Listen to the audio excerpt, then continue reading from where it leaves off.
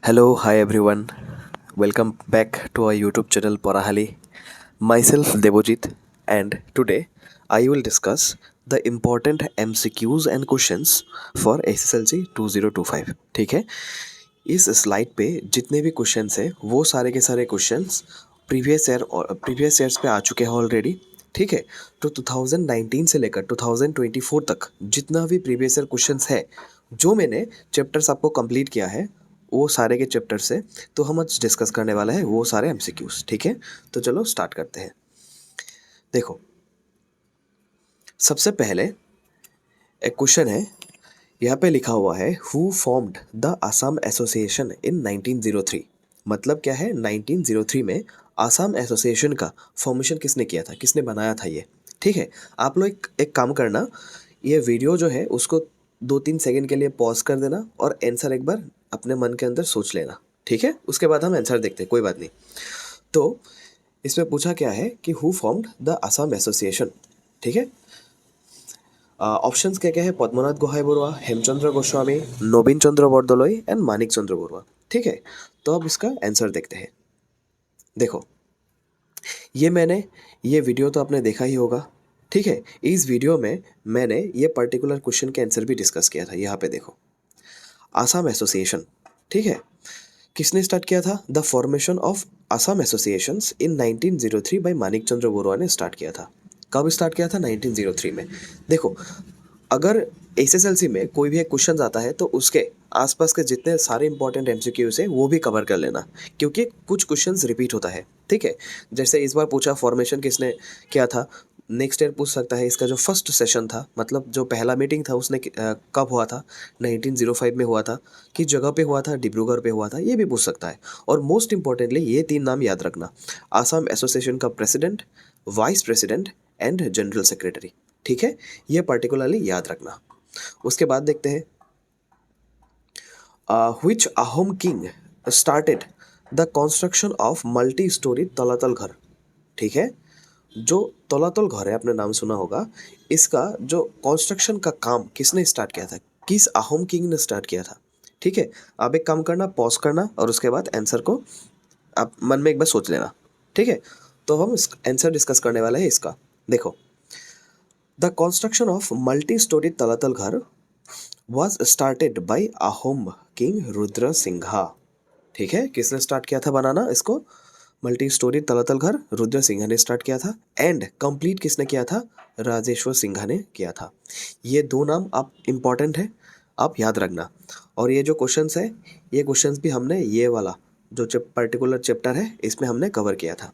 ठीक है, तो चलो नेक्स्ट देखते हैं. नेक्स्ट क्या है, mention two popular literary work of Bhattadev. ठीक है, ये एक्चुअली 2 मार्क्स का क्वेश्चन है जो प्रीवियस ईयर में पूछ चुका है ऑलरेडी. ठीक है, तो भट्टदेव का जो उन्होंने लिखा था. ठीक है, तो 2 वर्क्स के बारे में लिखना, किसी भी 2 बुक के बारे में लिखना या फिर कोई भी लिटरेरी वर्क हो उसके बारे में लिखना है आपको.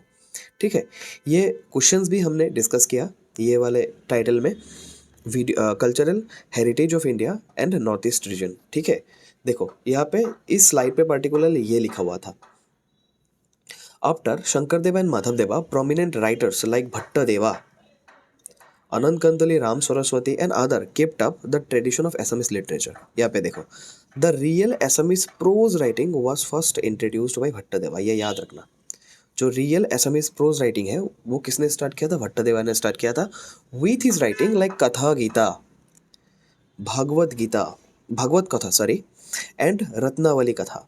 ये तीनों नाम इंपॉर्टेंट है और आपको क्वेश्चन में भी पूछा गया है सिर्फ 2 लिखने के लिए, तो आप लिख सकते हो कथा गीता एंड भागवत कथा. ठीक है, तो ये ऑलरेडी आपको प्रीवियस में पूछ चुका है. उसके बाद देखते हैं, discuss the contribution of Asamiya Bhasha Unnati साधनी सभा इन असम. देखो, आपको पता है एक सोशियो कल्चरल ग्रुप का फॉर्मेशन हुआ था जिसका नाम था অসমীয়া भाषा उन्नति साधनी सभा. अब इसका जो कंट्रीब्यूशन है, ठीक है, इसके बारे में लिखने को बोला आपको. ये 5 मार्क का है. ठीक है, ये 5 मार्क का है। देखो, ये पर्टिकुलर क्वेश्चन मैं आज नहीं डिस्कस करने वाला हूँ। इसके लिए एक अलग से वीडियो आएगा, कैसे सोशल में लॉन्ग आंसर्स को लिखा जाता है। ठीक है, जो 4 मार्क हो गया या फिर 5 मार्क हो गया या फिर 3 मार्क हो गया, ये जितने भी क्वेश्चन है किस तरफ से लिखा जाता है, कौन कौन सा पार्ट होता है, जैसे इंट्रोडक्शन, बॉडी, कंक्लूजन।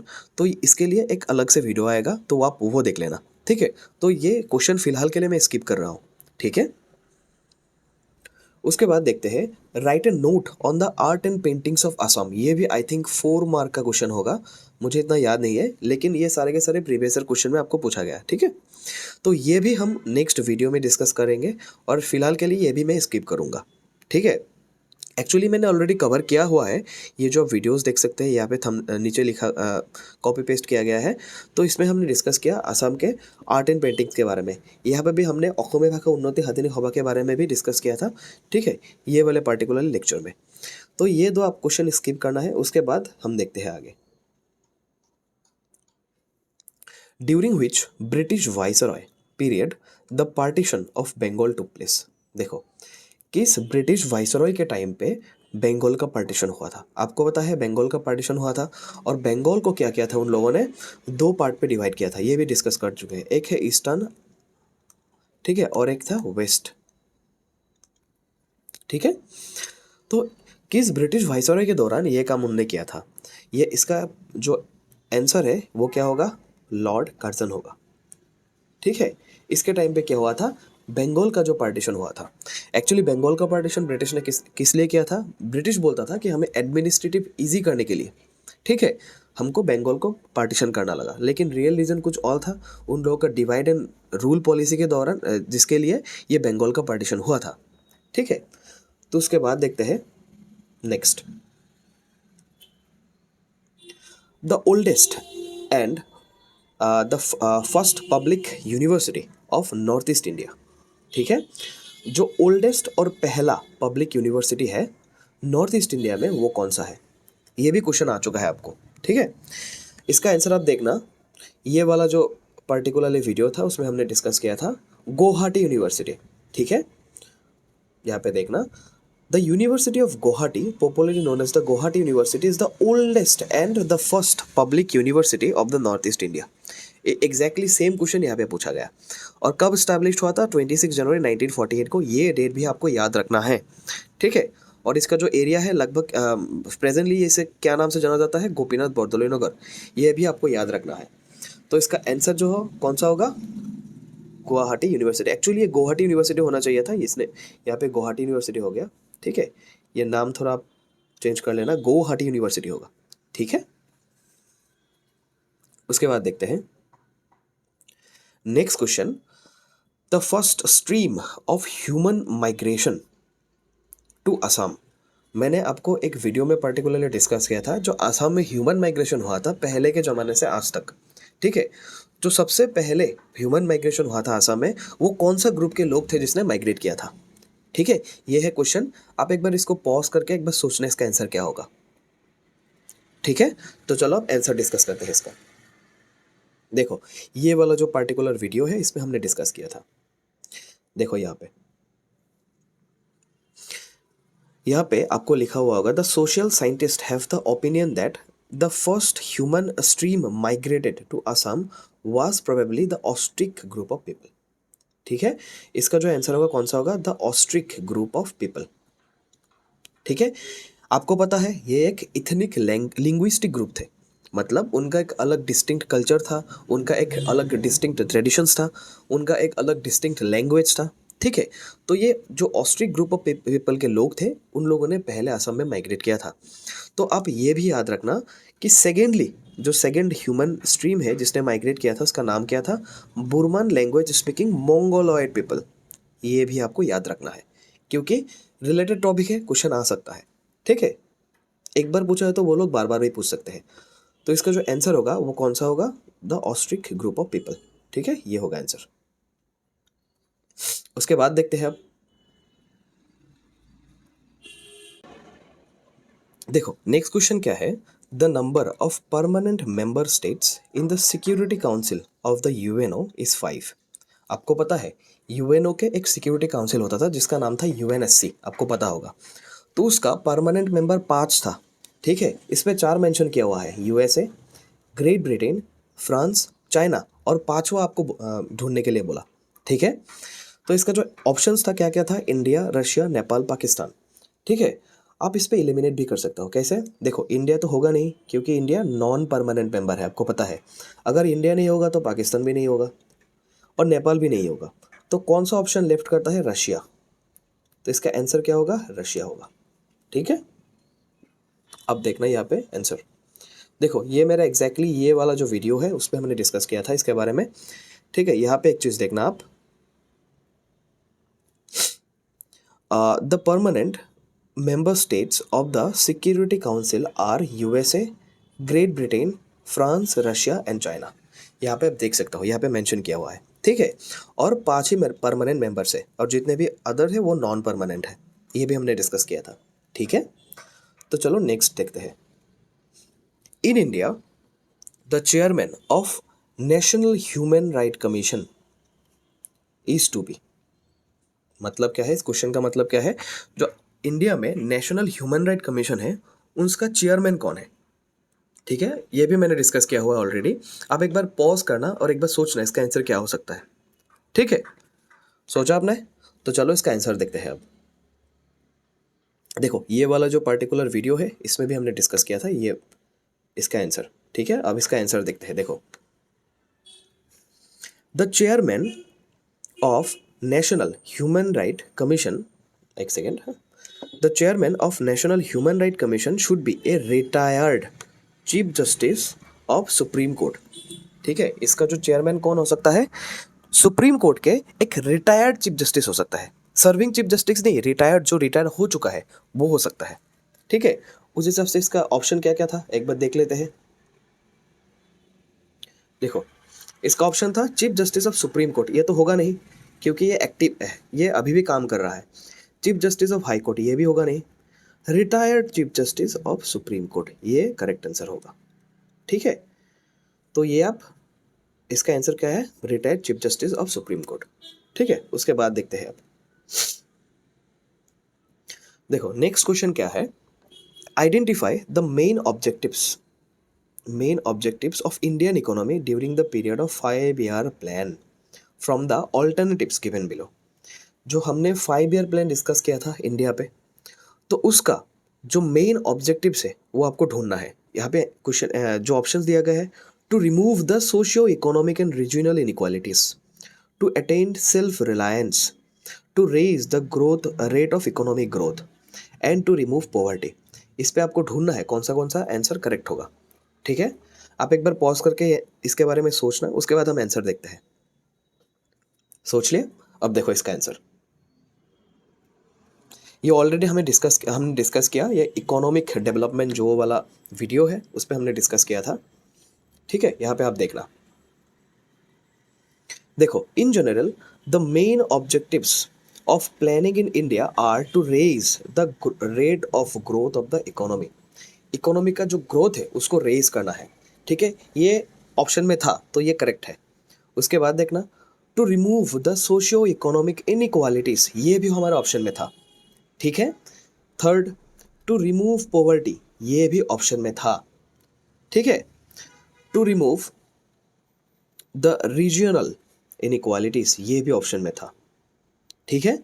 और एक ऑप्शन में जो था वो था आपका ये, देखना यहाँ पे, टू अटेन सेल्फ रिलायंस, ये भी ऑब्जेक्टिव्स है, ठीक है। ये सारे के सारे जितने भी आपने देखा यहाँ पे, ये सारे के सारे क्या है, ऑब्जेक्टिव्स है।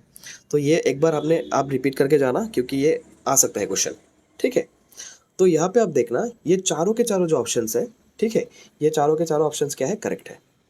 ये भी करेक्ट है, देखा हमने, सोशियो इकोनॉमिक इनइक्वालिटीज को दूर करना है, रीजनल इनइक्वालिटीज को भी दूर करना है, उसके बाद सेल्फ रिलायंस, आत्मनिर्भर भी बनना है, ये भी करेक्ट है। To raise the rate of economic growth, ये भी करना है हमको, एंड पॉवर्टी, गरीबी, इसको भी हटाना है।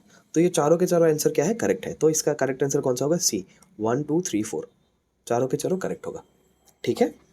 तो चलो नेक्स्ट देखते हैं अब। ये तो बहुत इजी क्वेश्चन है मुझे लगता है। क्वेश्चन क्या है, who was the first editor of Jonaki.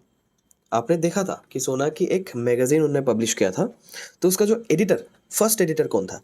ये पर्टिकुलर जो क्वेश्चन है हमने ये वाला वीडियो पे डिस्कस किया, ठीक है। अब ये देखो, Chandra Kumar Agarwala was the first editor of Sonaki. पहले लाइन में ही इसका आंसर लिखा हुआ है, ठीक है। ये आपने देखना, और इसके बाद देखना वो जोनाकी एज जो था, जिस टाइम पे जोनाकी का पब्लिश हुआ था और जो असमिस लिटरेचर था उस टाइम पे पिक पे था, तो उसका जो त्रिमूर्ति मतलब मेन इंपॉर्टेंट तीन आदमी कौन था उस टाइम पे? हेमचंद्र गोस्वामी, ठीक है, लक्ष्मीनाथ बेजबरुआ एंड चंद्र कुमार अगरवाला। ये तीनों नाम आपको याद रखना है, ठीक है। उसके बाद देखते हैं next, who is the chairman of NITI Aayog? इससे आसान सवाल तो आएगा ही नहीं कहीं। ये वाला क्वेश्चन भी मैंने ये वाला पर्टिकुलर वीडियो पे डिस्कस किया, ठीक है। तो ये वाला देखना। पहले देखो यहाँ पे और भी क्वेश्चन आ सकता है, जैसे नीति आयोग का फॉर्मेशन कब हुआ था, ठीक है। इसका ऑपरेशन जनवरी 2015 से इसका ऑपरेशन स्टार्ट हुआ था। उसके बाद the chairman of NITI Aayog is the prime minister of India. ये आपको याद रखना है, नीति आयोग का चेयरमैन कौन है? प्राइम मिनिस्टर ऑफ इंडिया, ठीक है। और आपको याद रखना है other members of NITI Aayog भी आपको याद रखना है, ठीक है। नीति आयोग के प्राइम मिनिस्टर के अलावा भी कौन कौन सा मेंबर्स होते हैं, जैसे वाइस चेयरमैन होते हैं। उसके बाद जितने भी स्टेट्स है सारे के सारे स्टेट्स के चीफ मिनिस्टर्स होते हैं। यूनियन टेरिटरीज के लेफ्टिनेंट गवर्नर्स भी होते हैं। 4 सेंट्रल मिनिस्टर, 4 मिनिस्टर्स भी होते हैं। Chief executive officer and other expert from different field. ये आपको याद रखना है, ठीक है। तो चलो नेक्स्ट देखते हैं। देखो, the international yoga day is celebrated. ये क्वेश्चन आ चुका है कि इंटरनेशनल योगा डे को कब सेलिब्रेट किया जाता है।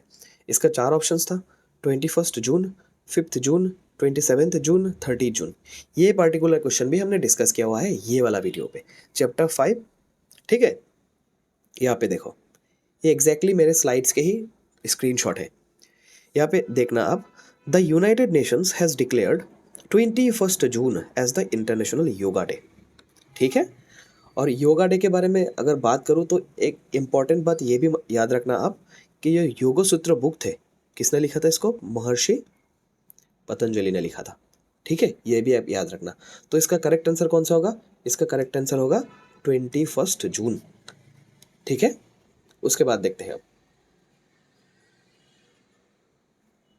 देखो नेक्स्ट क्वेश्चन क्या है, the first 5 year plan in India began in the year. मतलब जो पहला 5 ईयर प्लान आया था इंडिया में वो कब स्टार्ट हुआ था? इसका 4 ऑप्शन है, 1948, 1949, 1950 एंड 1951। ये वाला जो टेबल आपने मेरे लेक्चर स्लाइड में देखा होगा, यहाँ पे मैंने मेंशंस किया था कि 5 ईयर प्लान जितने भी थे इंडिया पे पहले से लेकर लास्ट तक, जो पहला था वो कब स्टार्ट हुआ था? 1951 के अप्रैल में स्टार्ट हुआ था। ये थोड़ा स्पेलिंग अप्रैल का गलत हो चुका है, ये आप देखना। अप्रैल में स्टार्ट होगा एंड मार्च 1956 पे ख़त्म हुआ था। 5 साल हुआ था 5 ईयर प्लान, ठीक है। 1951 में स्टार्ट हुआ था, 1956 में ख़त्म हुआ था। तो इसका आंसर क्या होगा? 1951 इसका करेक्ट आंसर होगा, ठीक है। उसके बाद देखते हैं, ये देखो, ये तो क्वेश्चंस मैंने बहुत बार कह चुका हूँ मैं अपने लेक्चर्स पे। Total area of Assam, Assam का जो टोटल एरिया वो कितना है आप सबको पता है। ये बहुत ही ईजी क्वेश्चन था, 78,438 स्क्वायर किलोमीटर, ठीक है। उसके बाद देखते हैं अब, the next question is, the United nation organisation was born on dash October 1945। मतलब यूएनओ का जो फॉर्मेशन हुआ था 1945 के अक्टूबर के किस तारीख में हुआ था? इतना डीप पूछ चुका है, ठीक है। तो ये वाला शायद आपने वीडियो देखा होगा, उस पर मैंने डिस्कस किया था। अब देखो यहाँ पे, देखो यहाँ पे आप देखना, as a result another world organisation namely the United nation organisation was formed on 24 October 1945। तो इसका जो फॉर्मेशन हुआ था कब हुआ था? 24 अक्टूबर पे हुआ था, ठीक है। तो इसका आंसर क्या होगा? इसका आंसर होगा 24 अक्टूबर, ठीक है। उसके बाद देखते हैं अब, I think this is the last question, ठीक है। ये देखो, ये थोड़ा अनयूजुअल क्वेश्चन है क्योंकि ये लगभग आपके जो टेक्स्ट बुक है उसमें मेंशन नहीं किया हुआ है, ठीक है। The process in which benefits of economic growth and economic development is ensured to each and every section of people in the society is called। Question में क्या पूछा गया है कि जिस प्रोसेस से जो इकोनॉमिक ग्रोथ का बेनिफिट होगा या फिर इकोनॉमिक डेवलपमेंट का बेनिफिट होगा वो हर सोसाइटी के या फिर हर पीपल को मिल सके तो उसको क्या बोलते हैं। ठीक है, उसका जो ऑप्शन था वो कौन सा था? कमर्शियलाइजेशन था, ग्लोबलाइजेशन था, फाइनेंशियल इंक्लूजन था एंड लिबरलाइजेशन था। देखो, कॉमर्शियलाइजेशन का मतलब क्या होता है? किसी भी एक पार्टिकुलर प्रोडक्ट को मार्केट पे लॉन्च कर देना, किस लिए? प्रॉफिट कमाने के लिए, ये होता है कमर्शियलाइजेशन। तो ये तो होगा नहीं अल्टीमेटली। ठीक है, तो ये ऑप्शन हम नेगलेक्ट कर देते हैं। उसके बाद ग्लोबलाइजेशन। ग्लोबलाइजेशन मतलब मैंने आपको समझाया था कि हमारा जो कंट्री का इकोनॉमी है वो दूसरे कंट्री के इकोनॉमी के साथ कैसे इंटरकनेक्ट कर सकता है, थ्रू ट्रेड हो गया आपका, एक्सपोर्ट इंपोर्ट हो गया। ठीक है, तो एक्चुअली ये भी कोई लॉजिक नहीं लगता इस क्वेश्चन के हिसाब से। उसके बाद थर्ड ऑप्शन पे आते हैं फाइनेंशियल इंक्लूजन। मतलब क्या है? जो सोसाइटी के अंडर प्रिविलेज्ड लोग हैं उनको फाइनेंशियल सर्विस प्रोवाइड करना। फाइनेंशियल सर्विस मतलब बैंकिंग हो गया आपका, इंश्योरेंस हो गया आपका। ठीक है, मतलब क्या है? जितने भी फाइनेंशियल सर्विस है वो सोसाइटी के जितने भी अंडर प्रिविलेज लोग हैं सबको मिले, बैंकिंग फैसिलिटी सबको मिले, इंश्योरेंस फैसिलिटी सबको मिले। तो एक्चुअली में यही होगा करेक्ट आंसर। ठीक है, अगर हर एक लोगों को बैंकिंग फैसिलिटी मिल सके तो उनका इकोनॉमिक ग्रोथ भी होगा, इकोनॉमिक डेवलपमेंट भी होगा। ठीक है, तो एक्चुअली ये है करेक्ट आंसर। और लिबरलाइजेशन ये तो मैंने डिस्कस किया ही है आपको साथ। ठीक है, जो गवर्नमेंट का जो कंट्रोल है उसको रिड्यूस कर देना और प्राइवेट एंटिटीज़ को चांस देना। ठीक है, तो एक्चुअली इसका जो करेक्ट आंसर होगा ये फाइनेंशियल इंक्लूजन होगा। ठीक है, देखो, जितने भी हमने यहाँ पे क्वेश्चंस डिस्कस किया ये नहीं कि टेक्स्ट बुक के बाहर से आया, टेक्स्ट बुक के अंदर से ही आया। ठीक है, और जितने भी क्वेश्चंस हैं लगभग 100% हमने डिस्कस किया है सिर्फ ये क्वेश्चन को छोड़कर। ठीक है, तो सबके सब क्वेश्चंस मैंने ऑलरेडी मेरे जो वीडियोस है उसमें हमने डिस्कस किया, तो एक बार आप वो वीडियोस चेक कर लेना।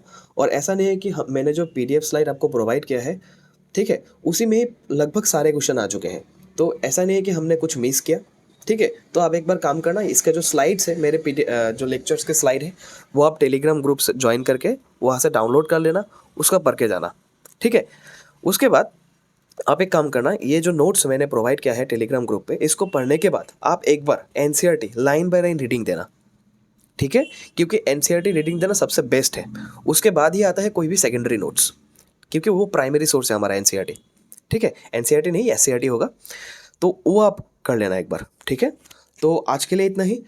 नेक्स्ट वीडियो जो आएगा उसमें हम डिस्कस करेंगे कि सोशल साइंस में जो आपका 5 मार्क या फिर 4 मार्क का क्वेश्चन आता है उसको कैसे एड्रेस करना है, कैसे लिखना है आपको, कैसे कुछ कौन सी पैटर्न से आपको लिखना है ताकि फुल मतलब मार्क्स आपको मिल सके।